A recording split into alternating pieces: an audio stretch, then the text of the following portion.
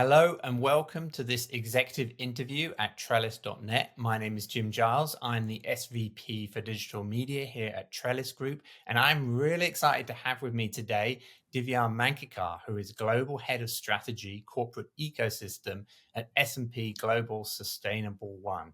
Divya, welcome. Hi, how are you? Thank you. I'm doing really well. And we are here today to talk about nature and biodiversity. And I wanted to kick off with Mhm. one of the really hot topics in this area, and that is data. And I wanted to start on a positive. Tell us about the areas in nature and biodiversity where we do have the data we need. And tell us a little bit about what's being done with it.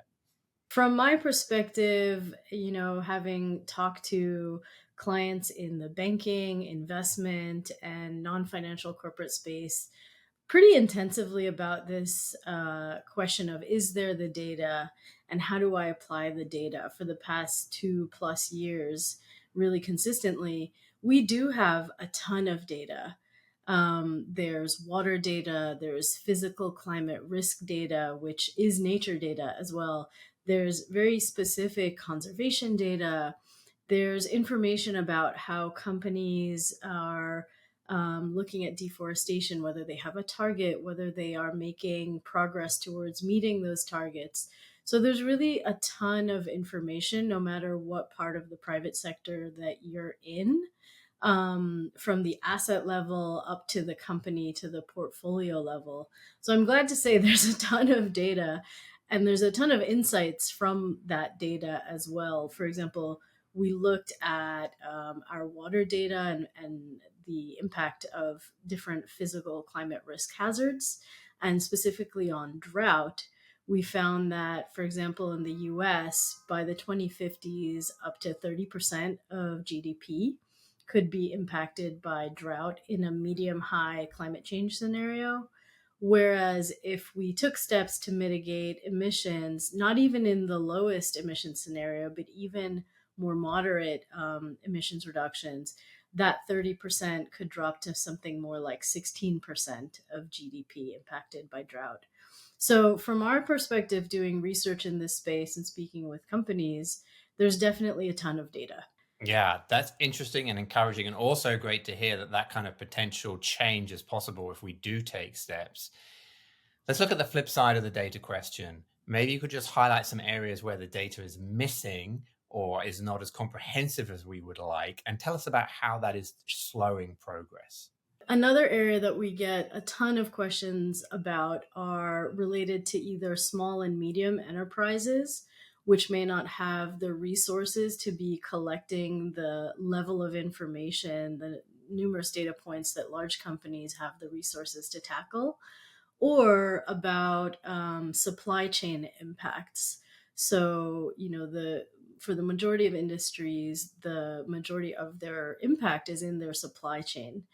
And we have a number of solutions actually to try and make headway relative to those challenges. So, simplifying our questionnaires around nature, biodiversity, and environmental performance, but also looking at is are there data sets we can bring together to give a company insight without them necessarily having to engage every single one of the small and medium enterprises or all of their supply chain? Can we help them focus their activity in the most material parts of their supply chain and also complement that with either modeled information or information that we're bringing in from another source? So we're actually excited.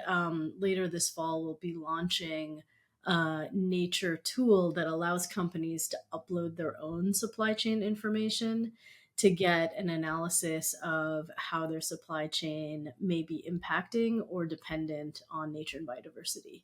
So that's our foray into helping, address this supply chain issue. But certainly it's part of the solution, and there are many more questions that we will all need to collectively look for solutions to.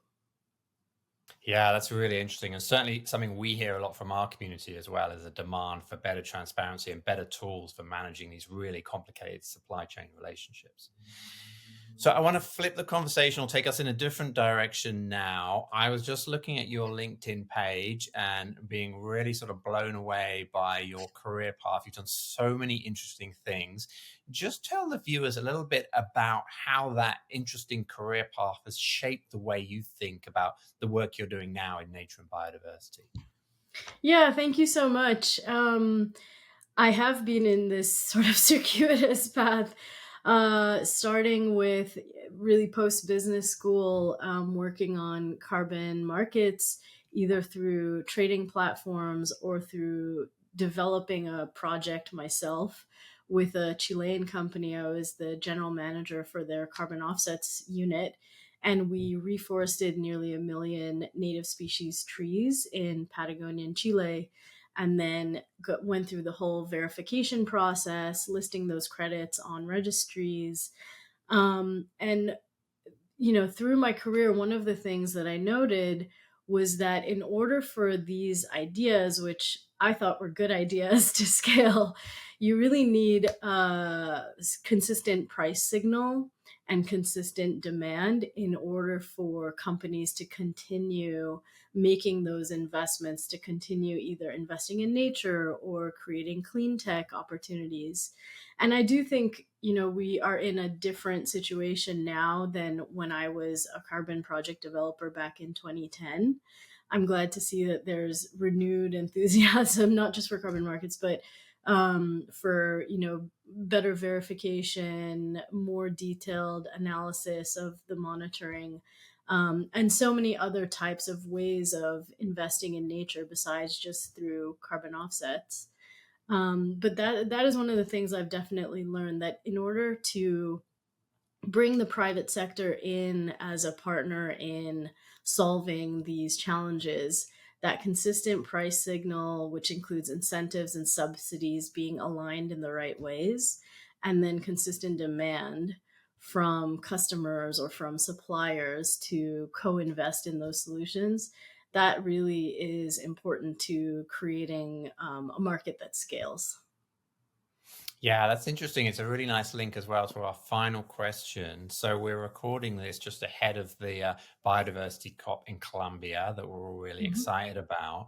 Um, and you talked about one opportunity that might emerge from that kind of work. Just highlight a few more as we head into this biodiversity COP. And of course, that's not the end. Just we're still in the early stages of this discussion about nature and biodiversity. Tell us about some of the opportunities that you see in this space. Yeah, I mean, I think it's great that COP16 is being hosted in Latin America, in Colombia. We've done a lot of research and spoken with companies for years, either based in Latin America or wishing to invest in the region, in sustainable businesses. And so I'm really excited that COP16 will be in Colombia specifically.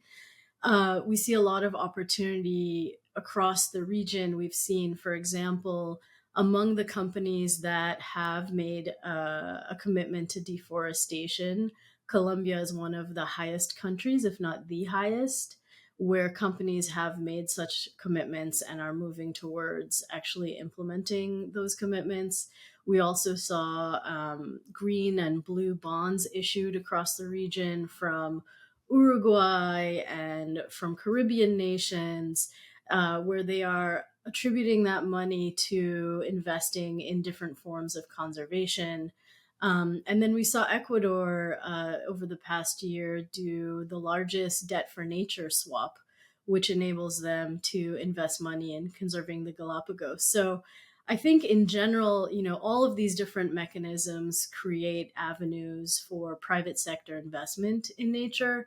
But also, I don't think it's a coincidence that there are so many across Latin America and Caribbean. It's one of the most, if not the most, mega diverse, from a biodiversity perspective, regions. And I think that when I meet with companies in Brazil or Mexico or other countries in the region, they really are quite forward thinking, and they're asking us often more advanced questions than we get in other places, related to adaptation funds and resilience funds. And they've already put these funds together. They're looking for, how to innovate those and continue growing them. Whereas in other regions, investors may be more just in the getting started phase. So I see a ton of opportunity. I'm really excited for COP16 and to connect with others who are excited about this space there. Thank you so much, Divya. That is super interesting. And I'm afraid it's all we have time for today. I really appreciate you taking the time to talk to us and to the audience for spending time hearing about what Divya Mankikar, who, as a reminder, is the global head of strategy, corporate ecosystem at S&P Sustainable1, has to share with us. Please join us here again in the near future for more executive interviews at Trellis.net. Thank you so much as well. This was fun.